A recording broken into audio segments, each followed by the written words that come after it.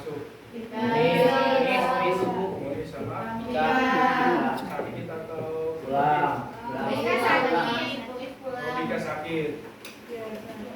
Sekarang kita mempelajari mengenai sejarah peradaban Islam. Ada yang tahu apa itu sejarah?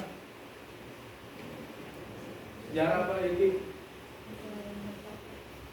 Hah? Ini sejarah apa?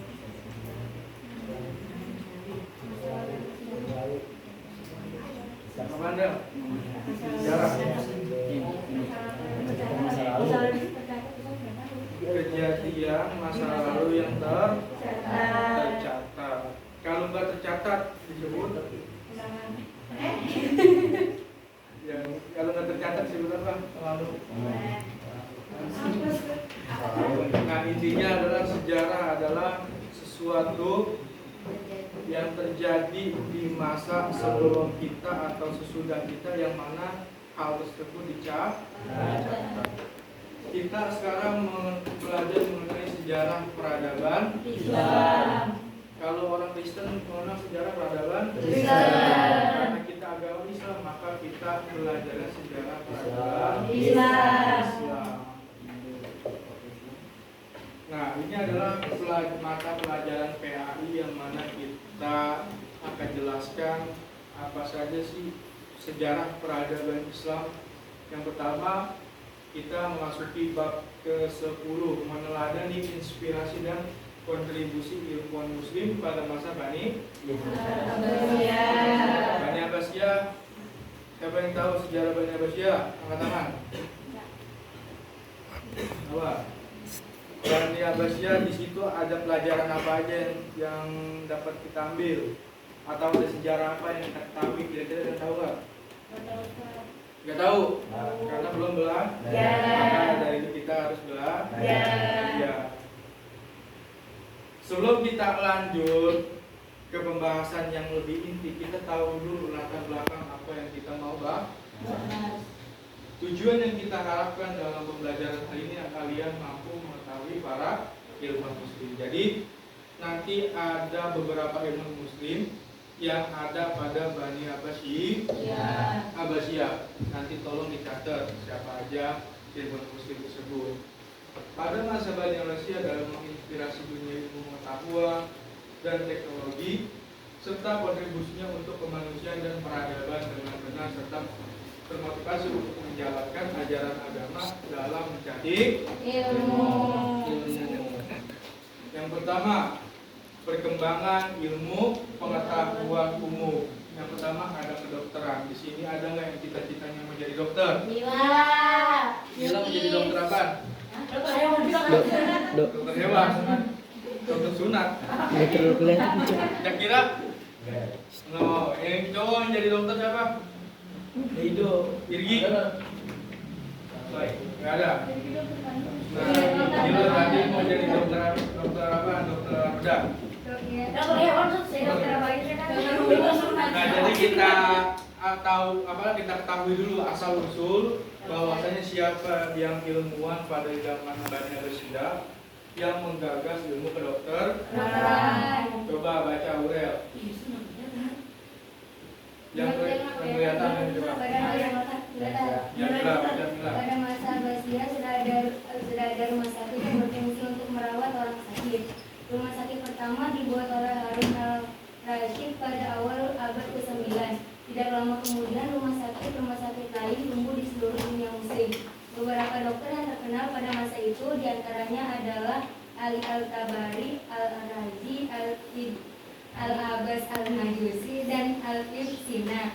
Selain berpraktik sebagai dokter, mereka juga aktif menerjemahkan dan menulis buku-buku kedokteran.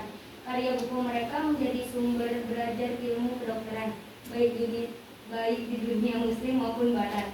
Nah, jadi kita berpatok kepada siapa yang pertama kali membuat rumah sakit? Harun al-Rashid ini adalah seorang ilmuwan yang mana beliau ini tinggal atau berada pada zaman Bani Abbasiyah. Terus pada masa itu ilmuannya siapa aja yang menjadi dokter? Ali al-Tabari.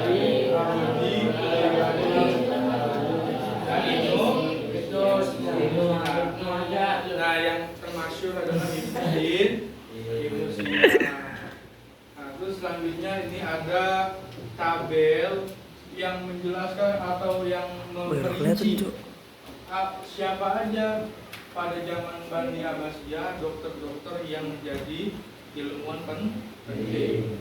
Yang pertama ada siapa? Ali bin Zahal, Roban al-Tabari atau Ali atau Bari. Beliau mempunyai karya apa aja? Kitab Firdaus Al-Hikmah Kitab Firdaus Al-Hikmah tentang sistem pengobatan. Untuk apa yang tujuannya dibuat? berdasarkan ilmu kesehatan anak-anak dan bidang pertumbuhan anak. Nah, jadi nanti dilihat di buku Gelabat, masing-masing. Ya di situ ada tabel. Nah, nanti kalian baca dan kalian pahami, kalian catat sehingga nanti ketika ada soal atau ujian bisa membantu kalian untuk menjawab. Selanjutnya yaitu ilmu filsafat. Udah belajar filsafat atau belum? Nah, kalau belum kita belajar mengenai pengetahuannya dulu. Apa sih ilmu filsafat? Coba baca Al-Kindi.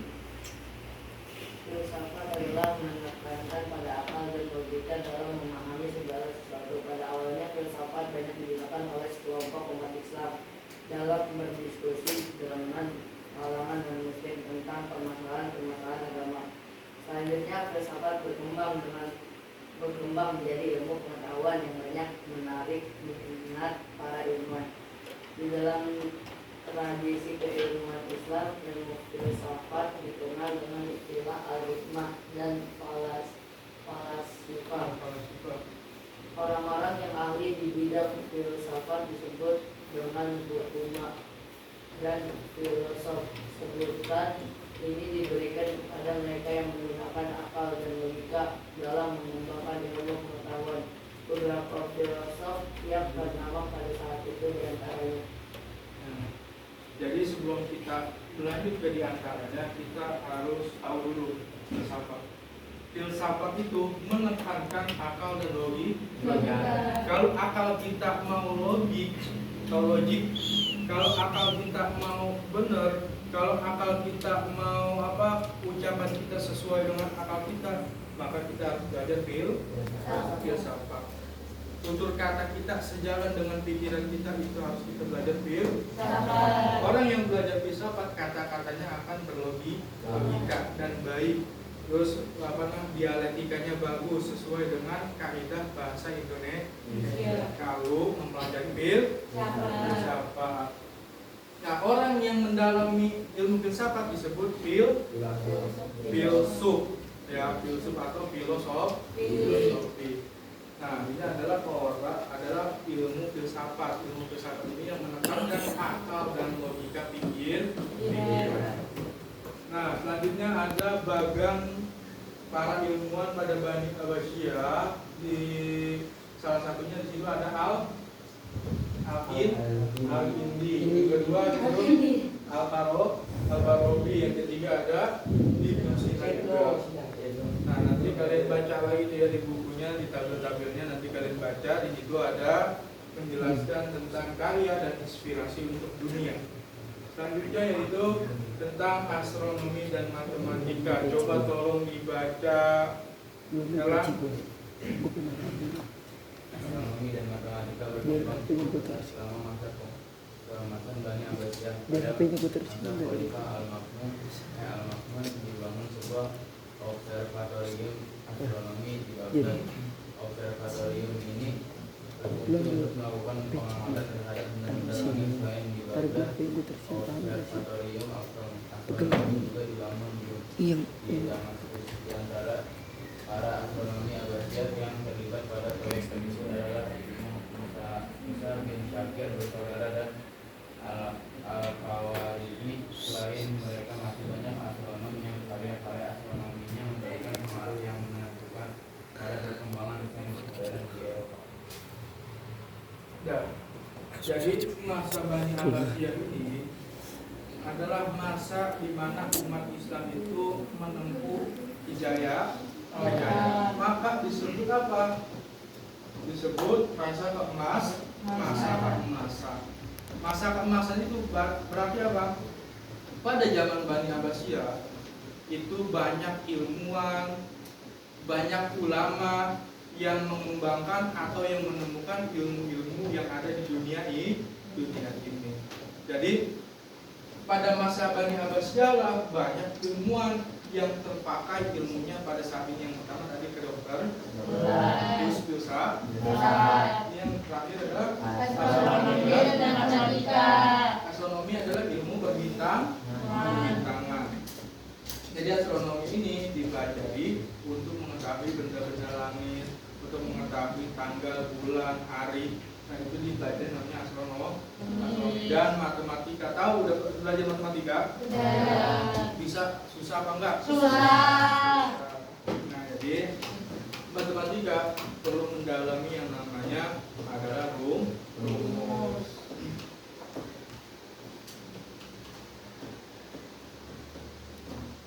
Selanjutnya itu sudah.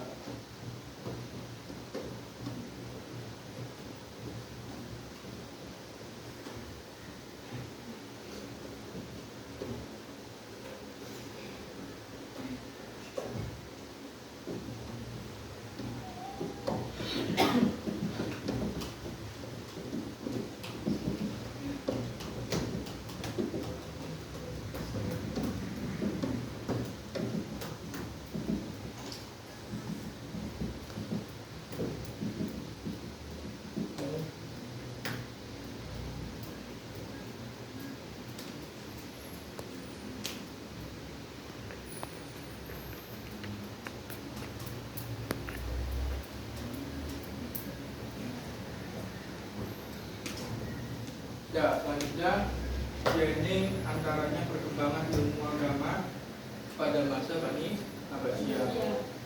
Perkembangan ilmu pengetahuan agama yang pertama ada ilmu kalam. Ilmu kalam ini seperti ilmu tauhid, yang mana kita mengenal Tuhan, terus mengenal sesuatu yang gaib, mengenal penciptaan manusia, itu adanya di ilmu kalam.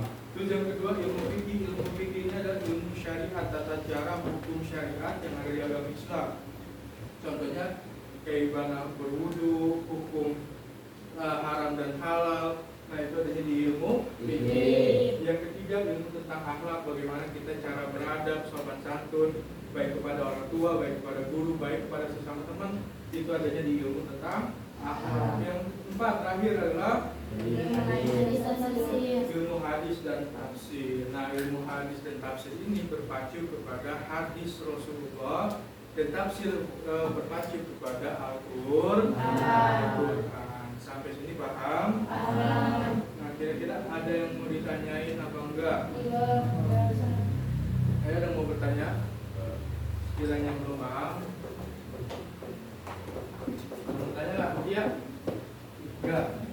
Yang belakang ada mau tanya? Tidak ada. Mungkin selanjutnya nanti minggu depan kita akan mempelajari tentang sejarah peradaban agama Islam di Indonesia, yang mana kalian harus persiapkan pelajaran selanjutnya mengenai apa aja sih sejarah yang ada di Indonesia. Kalau dibaca-baca bukunya. Sampai ketemu minggu depan. Wassalamualaikum warahmatullahi wabarakatuh.